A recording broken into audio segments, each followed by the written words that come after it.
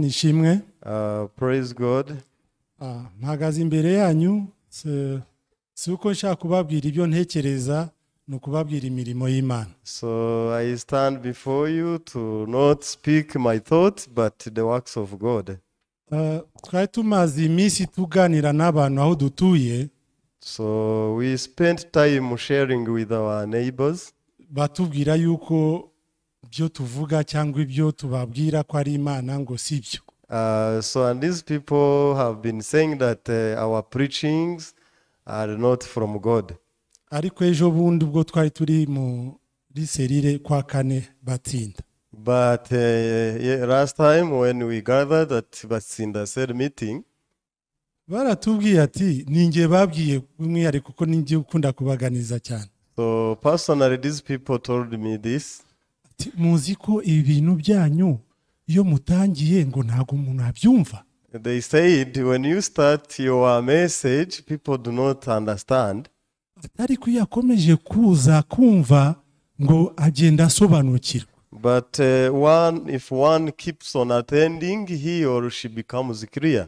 Nanjye ndavuga ati niko byanditse. And I answered that that's how it is written. Muribuka ko na Yesu yabiraga Satani ati biranditse. And you know that Jesus spoke to Satan saying it is written. Ndavuga ati ijambo ry'Imana ni ukuri. And that's how I concluded saying that the word of God is true. Mboneho no kubibutsa yuko igihe umushumba Kimu yahoze yaje hano mu Rwanda yarahagaza. So and I will take this opportunity to remind you that I stood here at the time we welcomed Reverend Kim.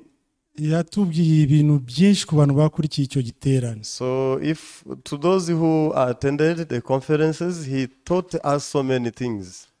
Kimwe muri ibyo hari kubwiriza umuntu inshuro zirindwi. So one of his teachings was to preach someone at least 7 times.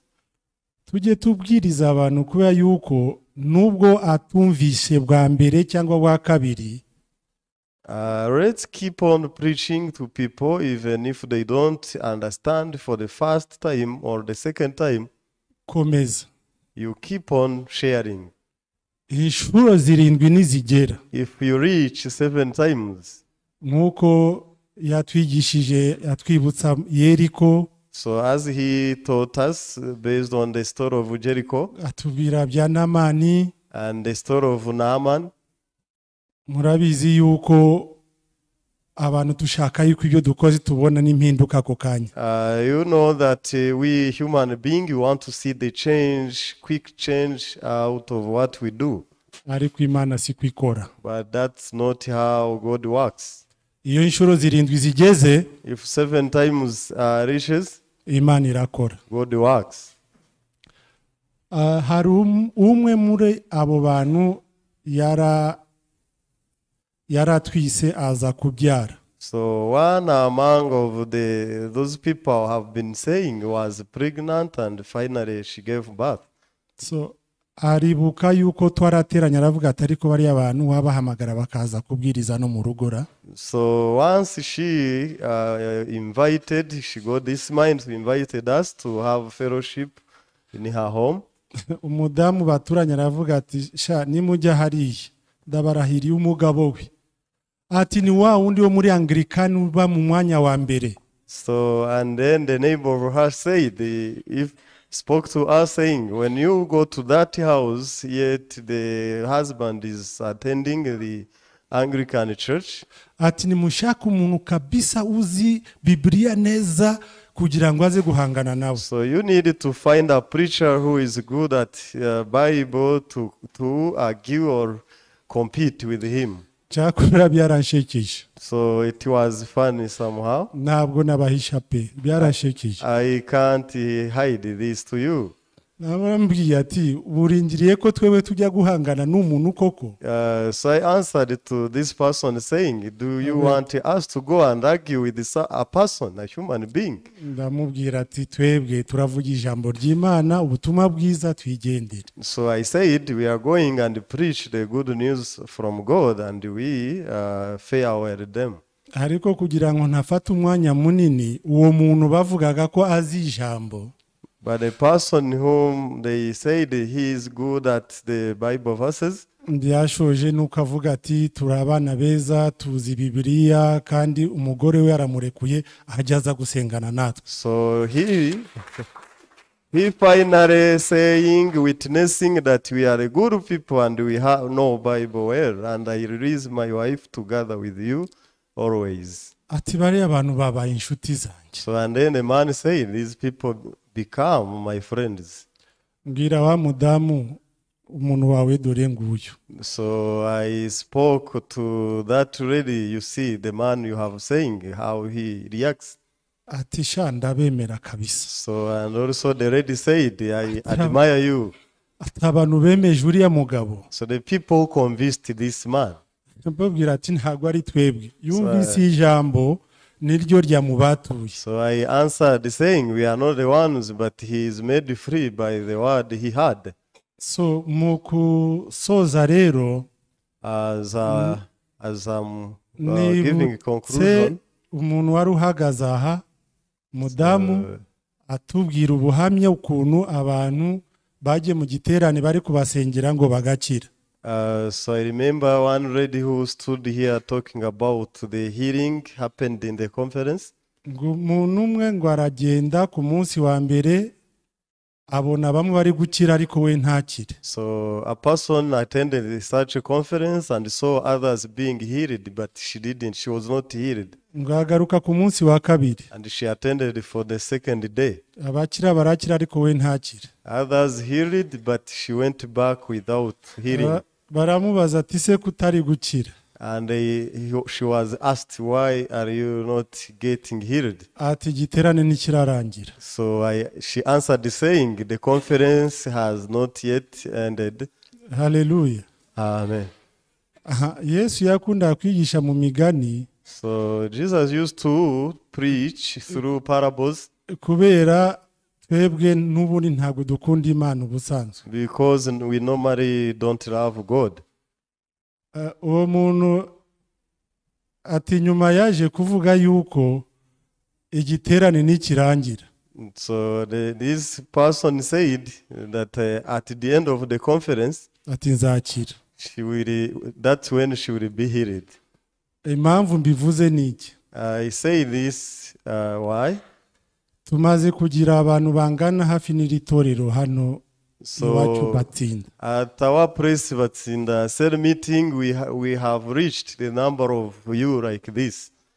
Ubwo bagishaga impaka umuvugabutumwa Alphonse. So the time they had the argument with the evangelist Alphonse. Ati mwebwe ubundi muri irihe dini? So they asked, which church do you belong? Twebwe ntabwo turi idini. And then the answer was that we are not a religion. Tuvuga ubutumwa bwiza. We are just the preachers of the gospel. Ati ariko mugomba kugira address. So and then these people asked, but you have to be found or to have an address. Ngo aho muteranira ni hehe? The place you gather for Sunday. Ati niba ari byo mwashaka kumenya ati ni Kimironko. So he answered saying, if you are eager to know, we gather at Kimironko place. Ati ahubwo ibyo nibyo twashakaga. So and then they said that's what we wanted. Ubwo rero hari abantu baraho bumvise ko ari Kimironko ariko bakireba ati kugenda kuva hanga kugera hariya ngo amatike. So there were some people who measured the distance from Kagugu to Kimironko. They started to wonder about the bus fare. So ndashimira gahunda y'itorero yuko abakozi b'Imana bajya basura ahantu hose. But I thank the management of the church that the servants of God, they are visiting all the places. Kuko natahuye ko ijambo rya Pastor Anne ejo bundi. And I discovered that the message of Pastor Anne he preached last time.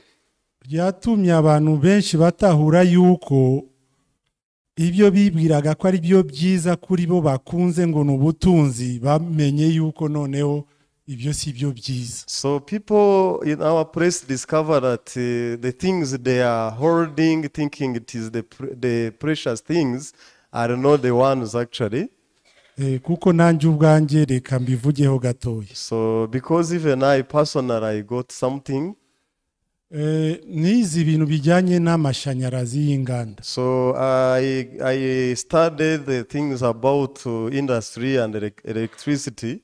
Nashizeho umutima wanjye rwose kubimenya. So I focused on this matter to catch them. Ariko se, but nakuyemo iki? So what did I gain from this major of nari mine? nzi ko biriya nibwo butunzi ko ari byo bintu bizima bifatika. So I thought this would be the treasure, would be the material and the tangible wealth of mine. Ariko natahuye ko nari naribeshye. So but I discovered that I was wrong. Kubimenya ni byiza kuko nibyo mu isi. So of course to know such skill is good because it helps in this world. Ndababwiza ukuri nagiraga akazi singira amahoro. So but I used to work without peace. Ariko ku ijambo ry'Imana mfite amahoro. Haleluya. But I have peace in the word of God. Ntabwo nkiri wa wundi. I'm no longer the former person. Namenye umucyo n'urumuri icyo itandukaniro. I came to realize the light. Nakurikiraga urumuri. I used to pursue on the light. Simenye ko hari umucyo. But I couldn't be clear about. Naje mu mucyo. So but I found myself in the light. Namaze gutahura ubutunzi nyiri. And I discovered what is the treasure, what is the precious thing.